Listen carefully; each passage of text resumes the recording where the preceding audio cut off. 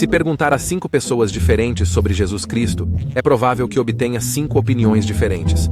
No entanto, há uma questão que está no centro da religião que leva o seu nome. Jesus é Deus? E hoje vamos responder a essa pergunta. Não se vá embora.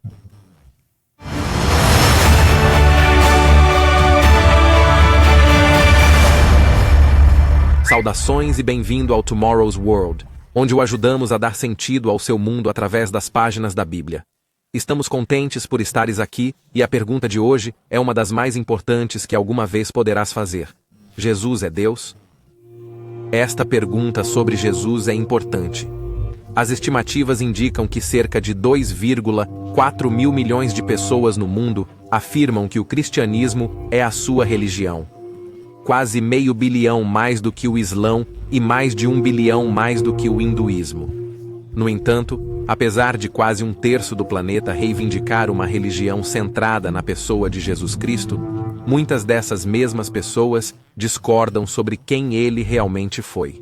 Para alguns, mesmo alguns que se dizem cristãos, Jesus foi simplesmente um homem, um professor judeu do século I, que por acaso teve um impacto enorme na cultura mundial.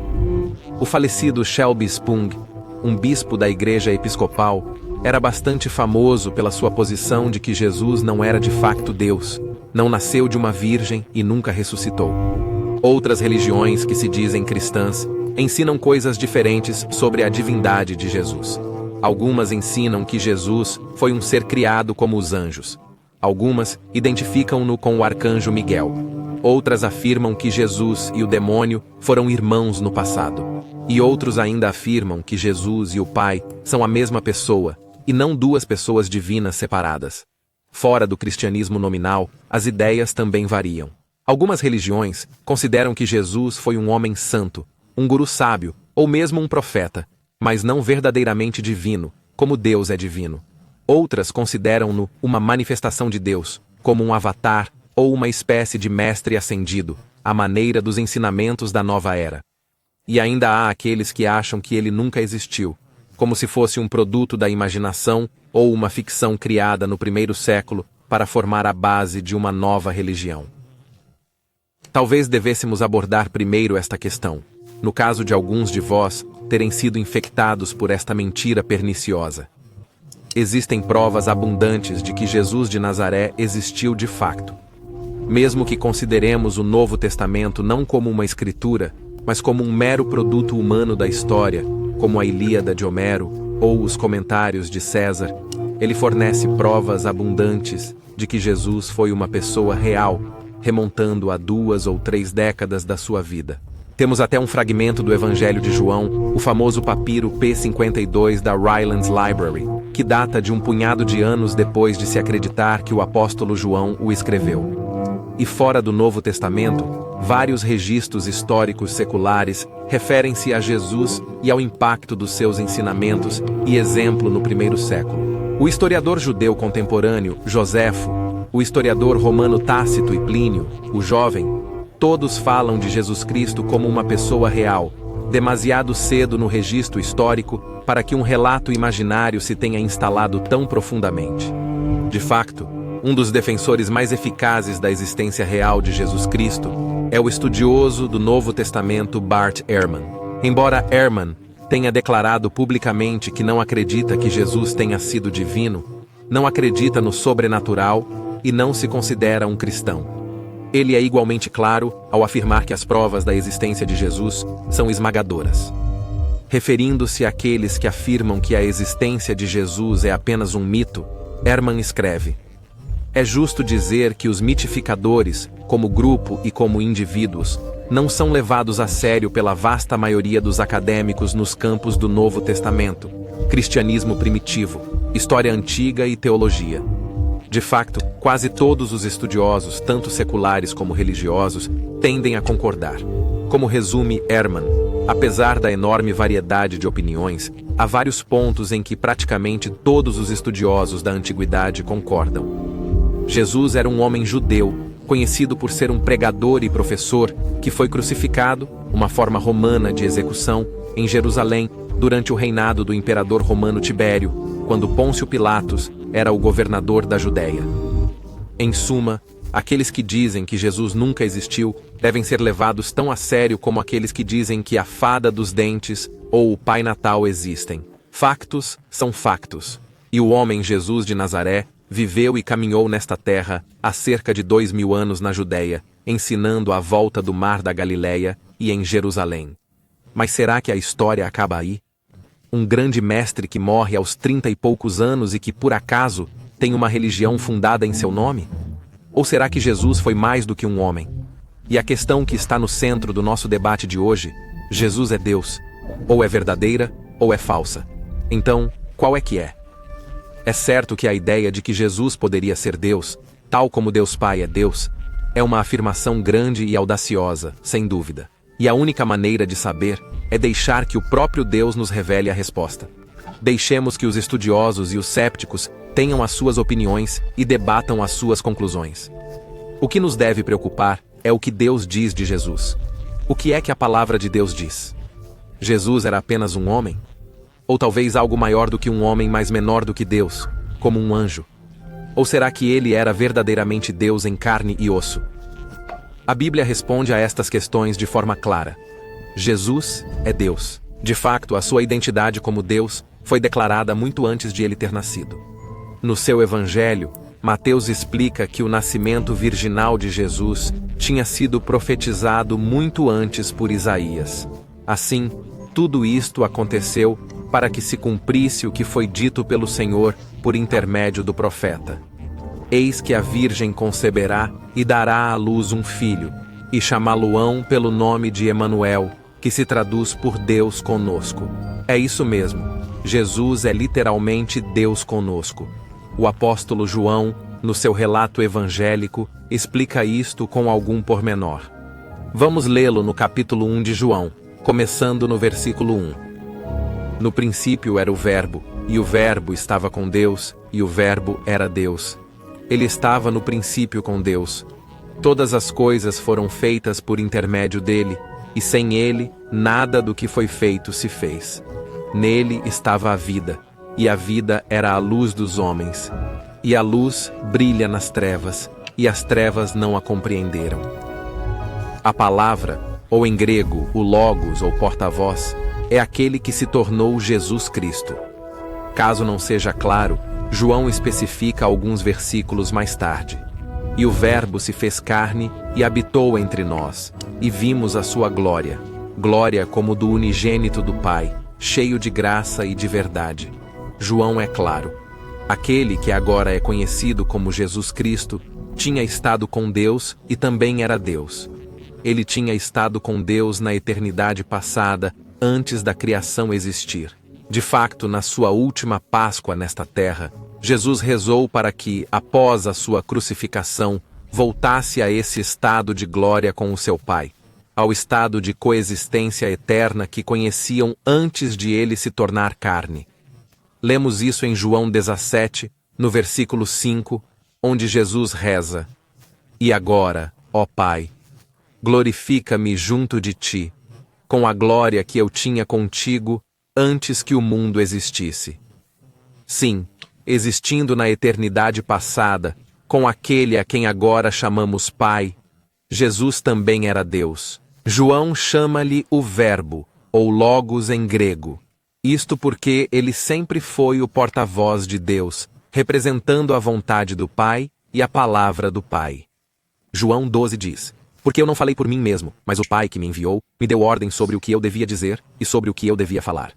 Jesus sabia claramente quem ele era, um dos 2 membros divinos da família de Deus.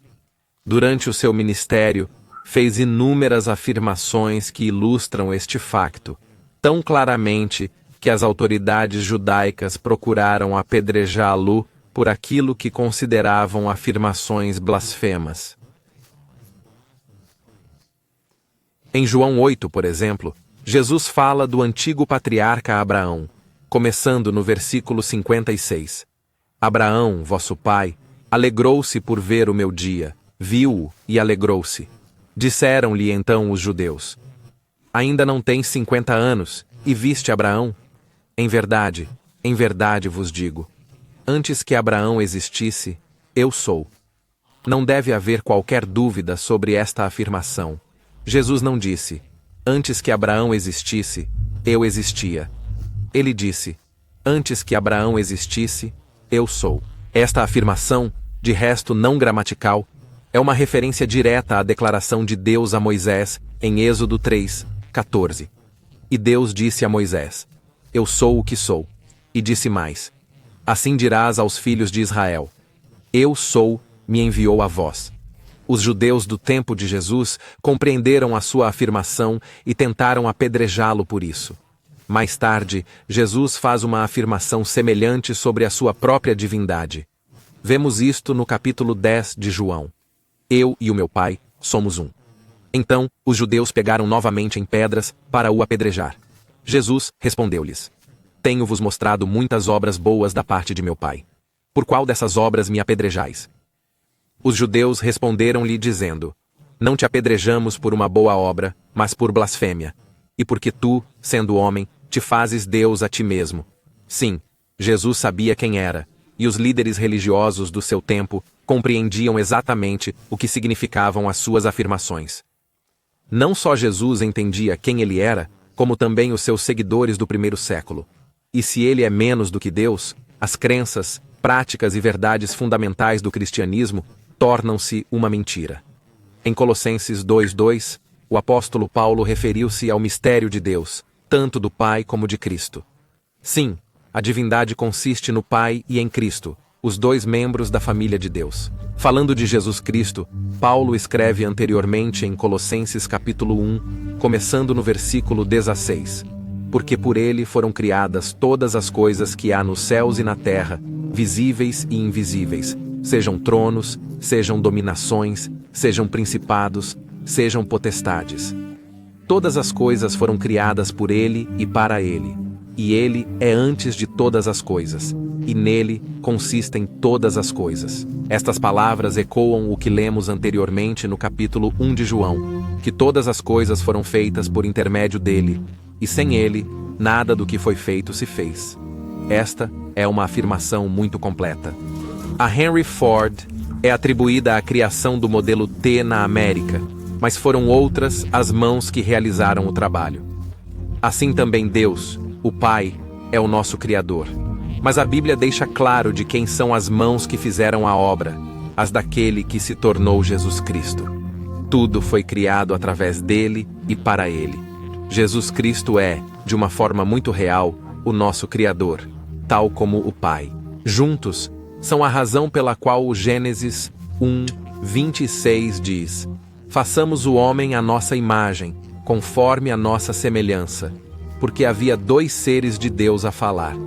De facto, a palavra hebraica traduzida por Deus nesta passagem, Elohim, é invulgar por ser uma palavra singular que tem uma forma plural, mais um indício de que Deus é mais do que aparenta.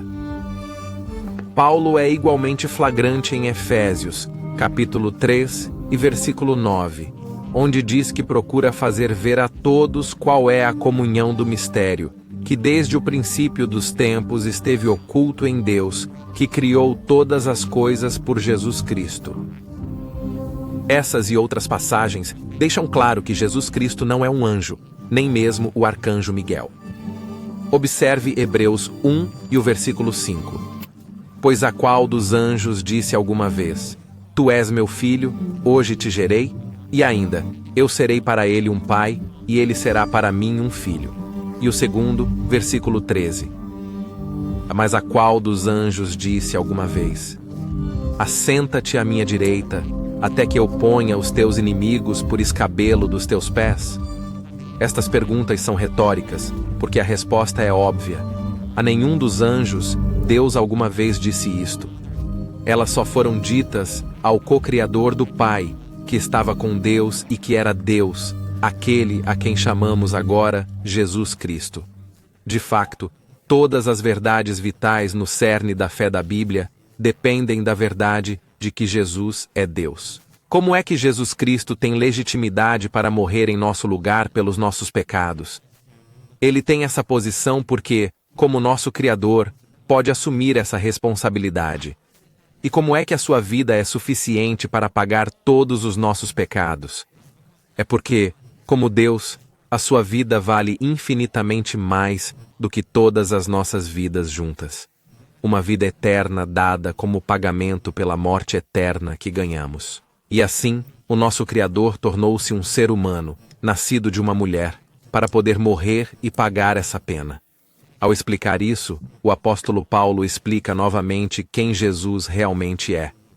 Lê comigo em Filipenses 2, onde algumas traduções nem sempre comunicam a plenitude do que Paulo está a dizer. Tende em vós o mesmo sentimento que houve também em Cristo Jesus, o qual, sendo em forma de Deus, não teve por usurpação ser igual a Deus.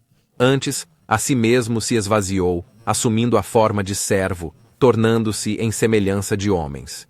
E achado na aparência como homem, humilhou-se a si mesmo e tornou-se obediente até a morte, e morte de cruz. A frase da nova versão King James sobre o facto de considerar um roubo ser igual a Deus e não ter reputação é estranha, e outras traduções interpretam-na de forma diferente. Por exemplo, a English Standard Version traduz os versículos 6 e 7 desta forma, dizendo que Cristo, embora fosse em forma de Deus, não considerou a igualdade com Deus uma coisa a que se pudesse agarrar, mas esvaziou-se a si mesmo, tomando a forma de servo, nascendo à semelhança dos homens. Embora existisse em glória com Deus desde a eternidade passada, não considerou isso algo a que tivesse de se agarrar desesperadamente, mas em vez disso, estava disposto a esvaziar-se das suas prerrogativas divinas e a tornar-se como nós, a sua criação, para nos servir com a sua vida e a sua morte. A verdade inspiradora de Jesus Cristo, o Verbo, o porta-voz divino da família de Deus, é verdadeiramente humilhante de considerar. Ele desceu da glória para se tornar como nós, tudo para que um dia nos pudesse elevar para nos juntarmos a Ele e ao seu Pai nessa mesma glória. Mas compreender esta verdade profunda sobre a identidade de Jesus é mais do que um exercício acadêmico. Quando compreendemos quem Jesus realmente é, não é de admirar que o apóstolo Tomé, ao ver o Cristo ressuscitado, lhe tenha chamado meu Senhor e meu Deus. E também não é de admirar que aqueles que vivem sob a família de Deus, no reinado milenar do reino de Deus, se refiram a Ele como Deus poderoso. O Verbo, o Logos, o porta-voz divino da família de Deus, voluntariamente deixou de lado a glória indescritível, o poder e a majestade que tinha partilhado eternamente com o Pai para viver uma vida humana perfeita, dar-nos um exemplo de justiça e tornar-se o nosso sacrifício perfeito para que pudéssemos ser purificados dos nossos pecados. 3 dias e 3 noites depois, após a sua morte, foi, nas palavras de Paulo, declarado Filho de Deus com poder, segundo o Espírito de Santidade, pela ressurreição dos mortos.